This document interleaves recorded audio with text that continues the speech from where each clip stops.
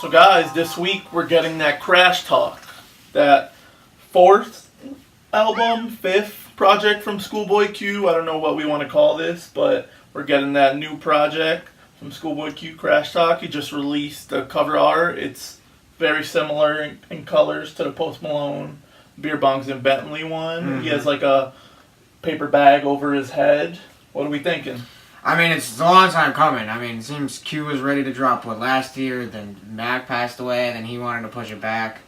And so, I mean, it's been a while since we've heard anything from Schoolboy Q in terms of a full-length project. So, I mean, always welcoming new music from Q. And the timing of TDE projects is always so, like, intricately planned. So it's an anticipated release just from the squad because they always really, like I said, time it with a few months in between or years in between projects of staggering their artists. And I think we're supposed to get 2 TD projects this year because I think Isaiah people have been saying that for 2 years, I guess. We're getting a couple. I know SZA for sure is coming. There's heavy rumors that Kendrick is dropping just based off the 2-year cycle, and that's not going to be towards the end of the year, but who knows. But we're going to get at least Isaiah, at least SZA, and Schoolboy are for sure coming this year. So TDE's coming hard. Mm-hmm. And they're very intricate. I kind of irks me a little bit how they try to be to me, I think they try to it's good to plan your rollouts and stuff like that, but I feel like them trying to be super careful with it just delays it. And I think with the way, especially now in the streaming era, like all this music just given to us at once. I'm kind of getting used to it. Like I want music now. Like I want to hear it now. I really don't like the waiting. So that's why I'm very excited for Schoolboy. Schoolboy's been like kind of like a vocal critic almost sometimes, and it's one of those things where you don't know if it's a work or not. Yeah. But he's talked about like wanting like, hey, let's release my album, or it's ready, blah blah blah. Like he's made those tweets before in the past. I think specifically with this album actually even too, because this album's been talked about for a few years, I guess ever since his last album, technically. So. Yeah, I mean, we could talk about that last one, but let's get right into what we're going to talk about today, that Habits and Contradictions. Mm-hmm. Probably think, I don't know if we're all in agreement on it, this might be Schoolboy's best album. The best album. Yeah. Haven't a Crash Talk yet. It's my favorite. As far as official albums, it's not an official album. The first one would be Oxymoron. Mm-hmm. That would be the first official album. But this was an independent album, but this is kind of what Section 80 is to Kendrick. How they call Good Kid his first album, but I consider Section 80 an album. Well, that's the thing. It's one of those things that doesn't matter because this was considered an independent studio album. It's not a mixtape. You know what I mean? It was never a mixtape. But it's one of those things where TD's always blended the definitions, I guess, of like. I remember a quote from 50. He said he talked to Top Dog, and Top was telling him like, "It's cool that you're like the mixtape king and you drop all this free music, but we're not doing that. Everything we release is gonna be on iTunes." And they were one of the first crews to do that back like 2012, 2011.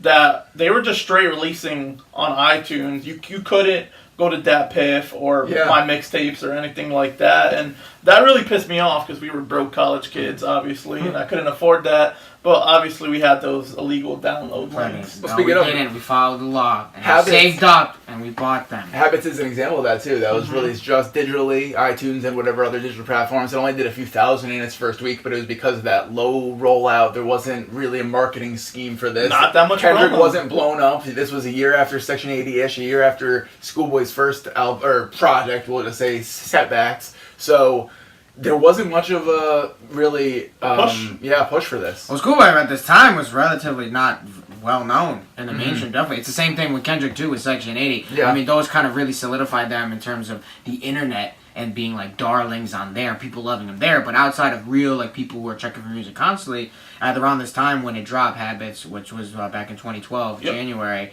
if you weren't like constantly looking for music, checking blogs and stuff like that, you didn't know what Schoolboy Q was. As me and Skylar were just talking about, the only way that I got to know who Schoolboy Q was through Two Dope Boys. They kept posting, you got to check out this guy's music. Like they'd post his singles, they'd post a link, and I was like, you know what?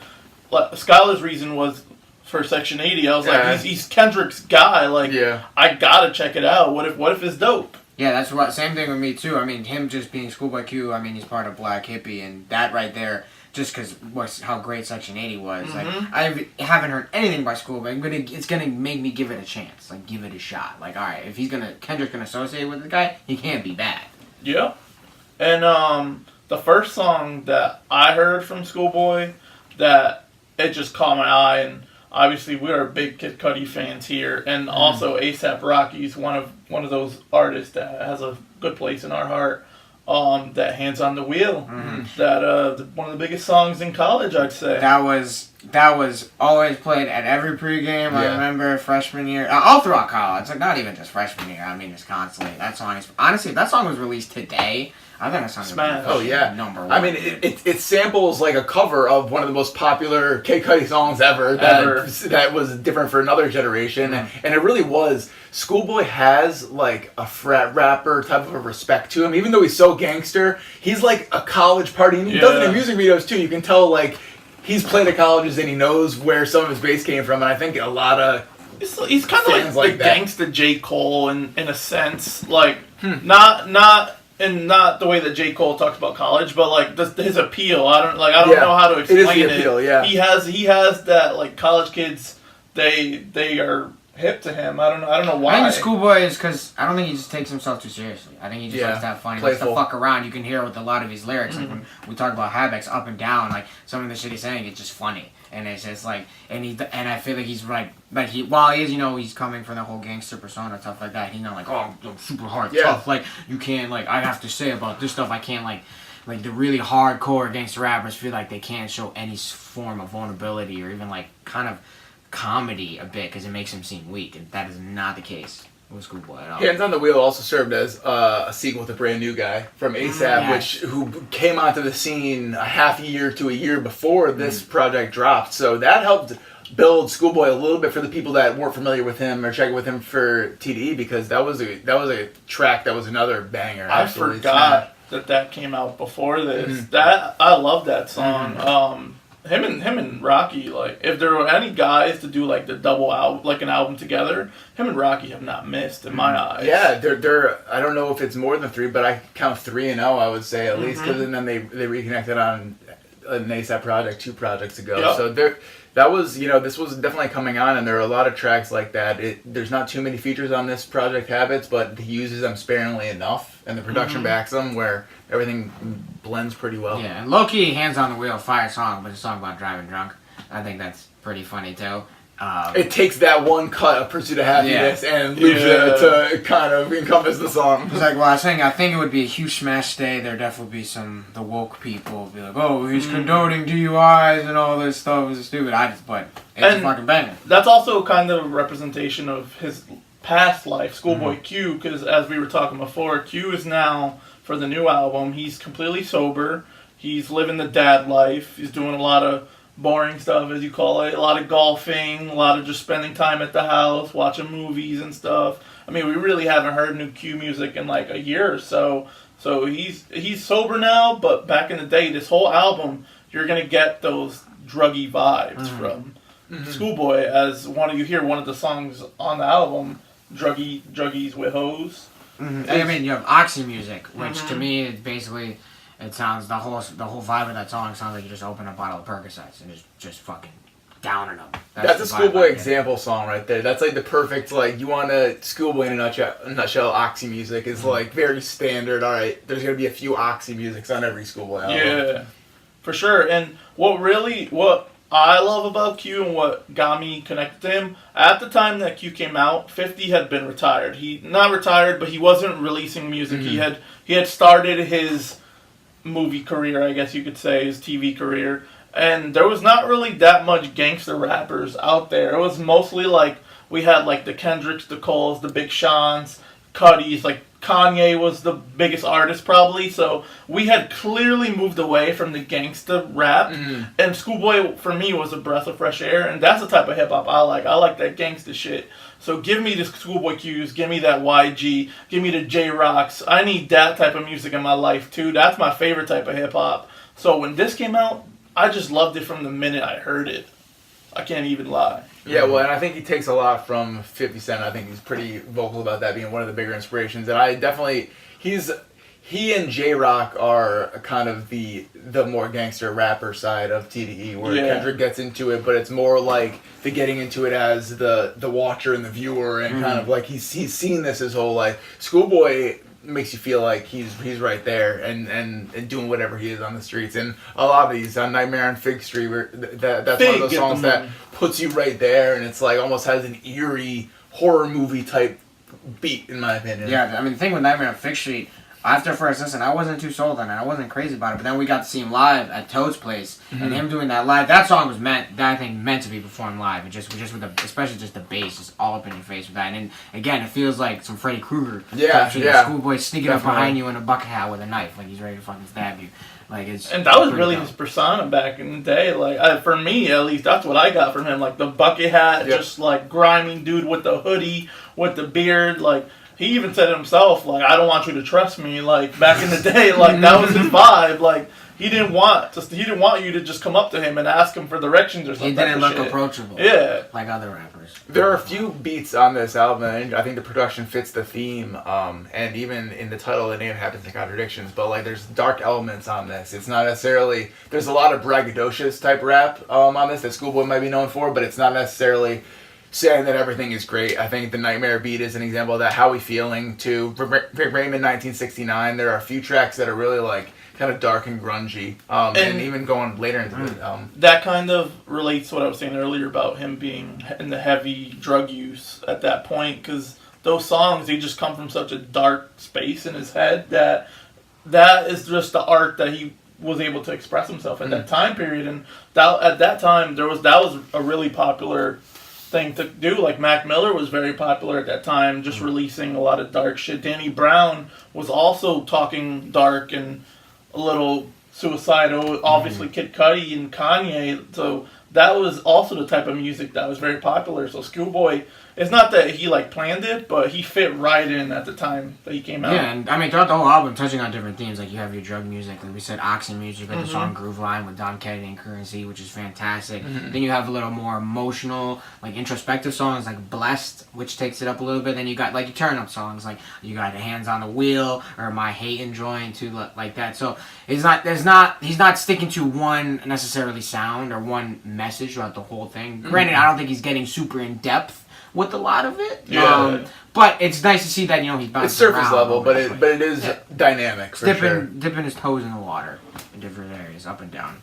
A little behind the curtain, today we're recording on 420. A lot of you guys are celebrating the festivities. One song you're listening to us right now that you guys should turn on after you listen to the rest of this podcast, that's Schoolboy Q, My Hate Enjoying. The chill vibes on that are crazy. Like, you just want to light one and just chill. Like, I'm sure a lot of you guys celebrated 420 pretty good, but if you guys haven't heard this Schoolboy Q album, put My Hate Enjoying on first if that's your vibe, and maybe get into that groovy line right after. I mean, My Hand Dress, Mike Will killed that beat. I love it. That song is just fun. Like, it's a song that's just so much fun.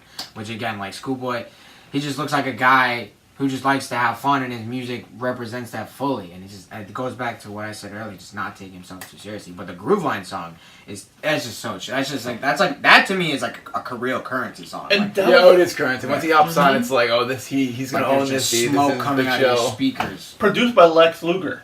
which is curveball. That's crazy to me, because at that time he was famous for those Juicy J type beats that were just a lot of hi-hats, the waka, the big beats. Yep. I think it's pretty funny trying to imagine Lex Luger trying to make this beat. Like, I feel like he's just really aggressive in the studio. He's like, no, I gotta calm down, gotta chill, we gotta chill out, and gotta make a relaxing beat for Q. Just to keep it on producers for a second, it's like very interesting to see how many people were down to back Schoolboy Q at such an early stage before Top Dog had their like name established. Yeah, they hadn't been established. They have a Soundwave beat, THC, Best Kept Secret, who's been around forever, Luger, like we already mentioned, and Mike Will. Alchemist has a beat on this. Like, it's kind of crazy. And Alchemist and Q have stayed having a magical work together. So it's definitely a theme, but it's crazy to see that this was before he was the Schoolboy that was such almost a household name for hip hop fans. You know? And that groovy line,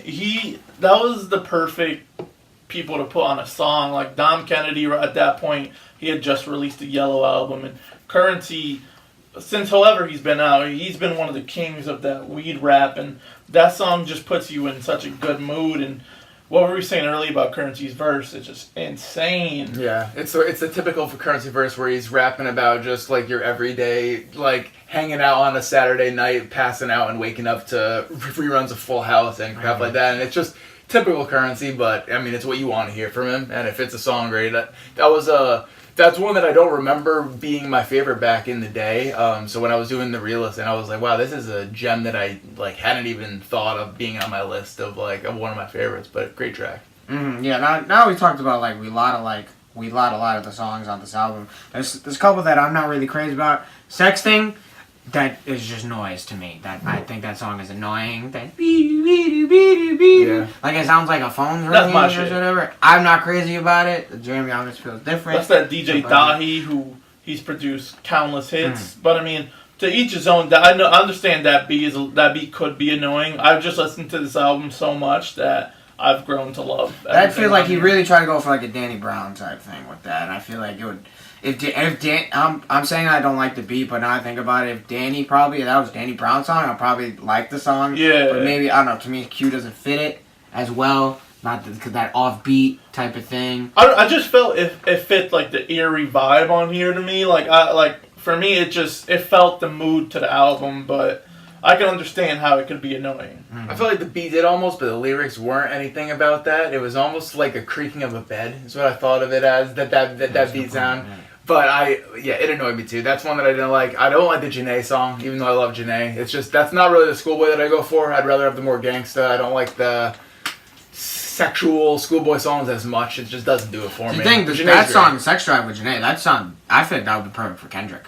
I think Kendrick, to me, at least that song would have been better. It's not, yeah. I mean, to be honest, That'd be it interesting. probably was Kendrick's, and they gave it to Schoolboy because Kendrick had just released Section 80, and he couldn't get everything on there. And this was Q's first really big time mainstream since Section 80 it came out. I mean, Setbacks came out a while back, but as we were saying before, none of us had heard Setbacks before we heard this album. So the great thing about Q is that he made us want to go back and listen to his first project.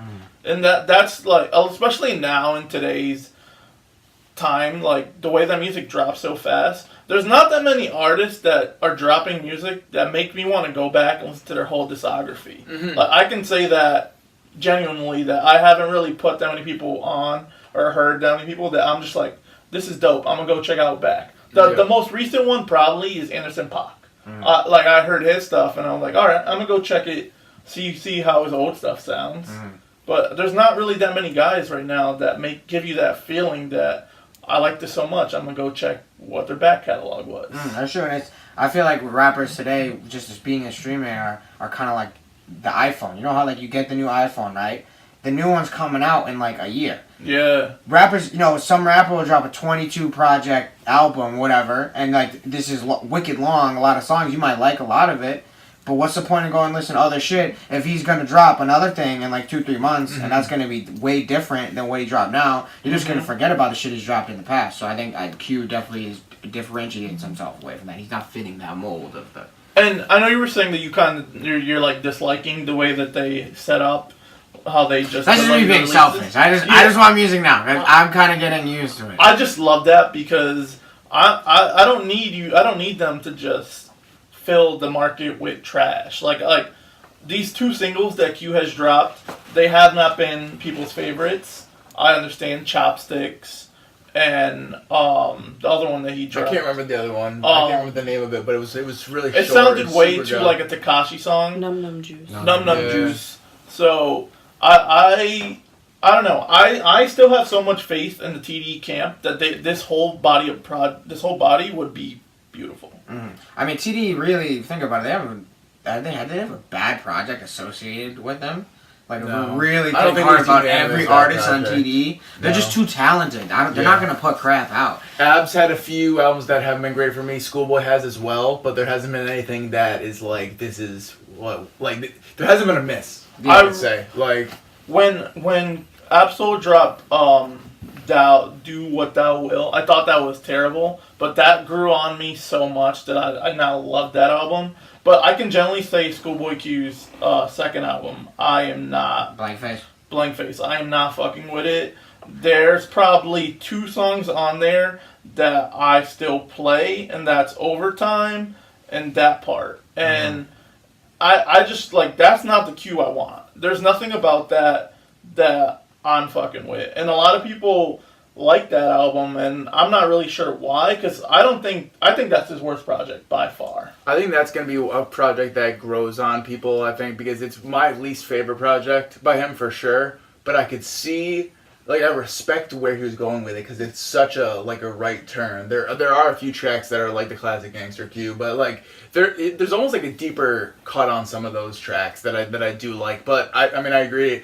If I was doing a ranking, Blank Face is the bottom of the totem pole right now for me. I agree, and I just with these new singles, really, especially, I mean, Chopsticks is like a Skylar. It's generic. I'll give you that. I fuck with it because I'm getting drunk, getting ready. I'm sure. Like, I mean, it's something you don't have to think about. You could throw in the background. It's very generic. It is. I mean, and with the Travis feature, Q hit up Travis. Hey, Travis, you want to come over here? Just say Chopsticks 20 times. Yeah, sure. Awesome. We have talked about this before on episodes, though, how Travis is earlier than others. Getting, like, you can tell that some of his features are just cookie cutter, like he's doing the same that might shit. Be the latest. He's put in the lead thing. And it's because everyone wants to have the Travis sound now. It's the most popular Q said it too. We saw the 2 Chainz thing too. Q said it. He put up an Instagram story. He's like, hey, they say they want the Travis songs. I'm going to give them the Travis. Yeah. So Q knows that by him having Travis, it's clearly to bump up. Q has also willingly admitted that he's just trying to get a number 1. Yeah. He's never been number 1. He just wants a number 1 album. Because that helps with everything, though. Like, if you have a number 1 album, that could help him get, like, any promotions or any type of advertising or something that will help him along the lines. That number 1 album, just to say he was a number 1, he had the number 1 record in the country, is a big look. I think he also wants it just so he can, like, talk shit at Kendrick, too. It's like, you're not the only one. Yeah. Like, because I know Q is funny like that. Back when I think it was Tyler dropped Flower Boy, his Q video, and he was, like, boxing when I was like, hey, don't go get that Tyler shit. That's just trash. Awful. When him and Tyler are boys. Yeah, they're like, don't get that Tyler shit. That's just awful. It's just whack.